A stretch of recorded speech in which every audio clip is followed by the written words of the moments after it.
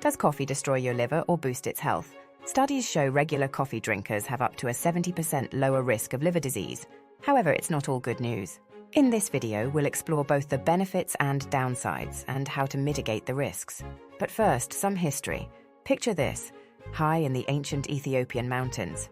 Legend tells of a goat herder named Kaldi who noticed his goats dancing energetically after eating bright red berries from a certain tree. Intrigued by this mysterious fruit, Kaldi sampled the berries himself and soon felt an invigorating rush. Word of this energizing discovery spread, eventually reaching the Arabian Peninsula. The farmers there began coffee cultivation and became very successful in trading it. So much so that by the 15th century, coffee was being enjoyed in Persia, Egypt, Syria, and Turkey. Coffee houses became the epicenters of social activity and conversation, often referred to as schools of the wise. From these early days, coffee's rich, complex flavor and stimulating effects have captivated hearts and minds around the globe. Coffee then made its way to Europe and the Americas, becoming the beloved beverage we know today. Now let's talk about the liver and its interaction with coffee. The liver is a vital organ responsible for detoxifying the body, metabolizing drugs, and producing important proteins. So how does coffee interact with this crucial organ? Benefits of coffee. Interestingly, research shows that people who drink coffee often have a lower risk of getting liver diseases like cirrhosis and non-alcoholic fatty liver disease. Studies indicate that regular coffee drinkers have a 29% lower risk of developing non-alcoholic fatty liver disease and a 39% lower risk of cirrhosis compared to those who don't consume coffee. Why is that?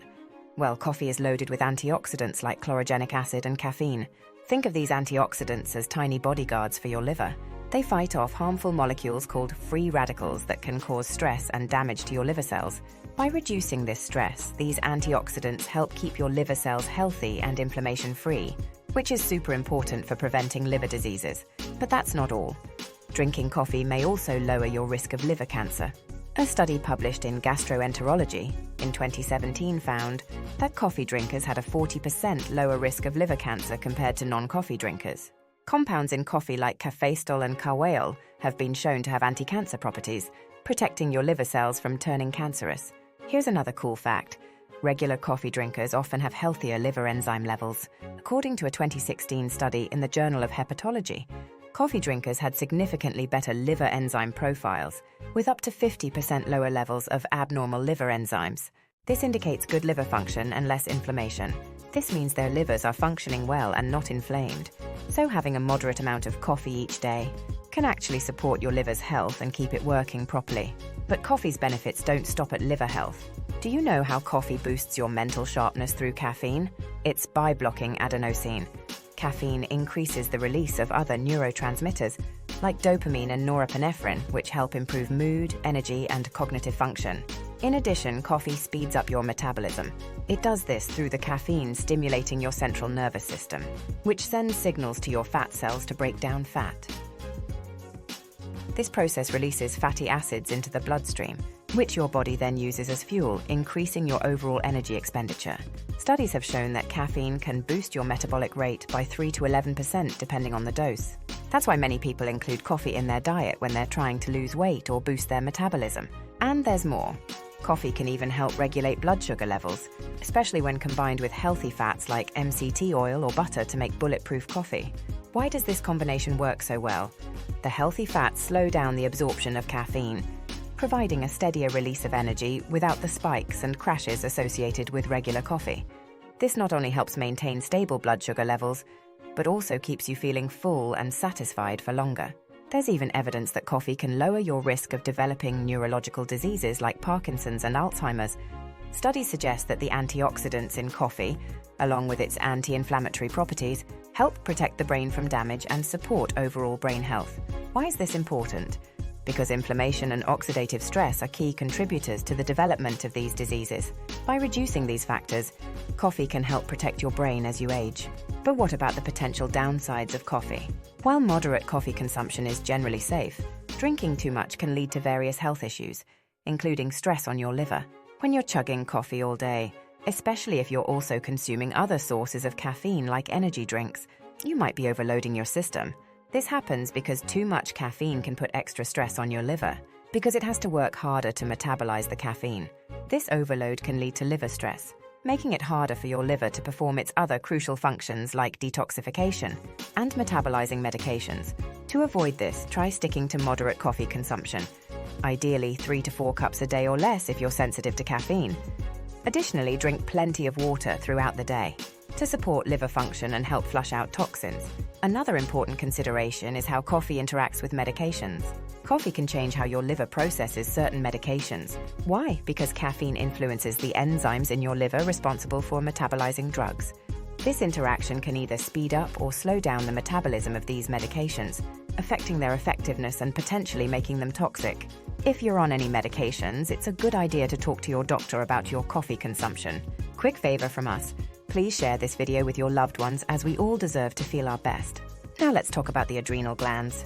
Your adrenal glands produce hormones like adrenaline and cortisol, which help regulate your body's stress response. When you consume too much caffeine, it stimulates your adrenal glands to release more adrenaline. This surge of adrenaline can make you feel jumpy, anxious, and can increase your heart rate. Essentially, caffeine mimics the body's natural fight-or-flight response, which is why you might feel jittery or anxious after too much coffee. To avoid overstimulating your adrenal glands, try to limit your coffee intake and avoid drinking it late in the day. Opting for decaf coffee or herbal teas in the afternoon and evening can help. Moreover, caffeine can also increase anxiety levels. Why? Because it blocks adenosine receptors in the brain, which usually have a calming effect. By blocking these receptors, caffeine allows the levels of excitatory neurotransmitters like dopamine and norepinephrine to rise, leading to heightened alertness but also increased anxiety and stress. If you're prone to anxiety, consider cutting back on coffee or switching to a lower caffeine beverage like green tea. Practicing stress-reducing activities like deep breathing, yoga, or meditation can also help manage anxiety. How many cups of coffee do you drink daily? How does it make you feel? Also, drop us a like and subscribe so we can provide more content like this to you. Back to the downsides of coffee now. High caffeine intake can lead to increased blood pressure. Why does this matter for your liver? Elevated blood pressure can stress the liver.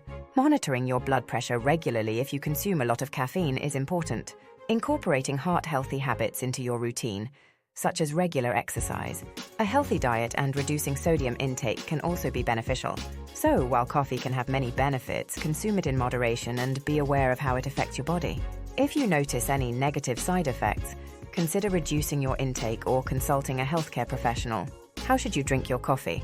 To get the most out of your coffee while minimizing potential downsides, it's important to choose high-quality beans. High-quality beans are less likely to contain harmful pesticides and other chemicals, and they generally provide a richer, more robust flavor.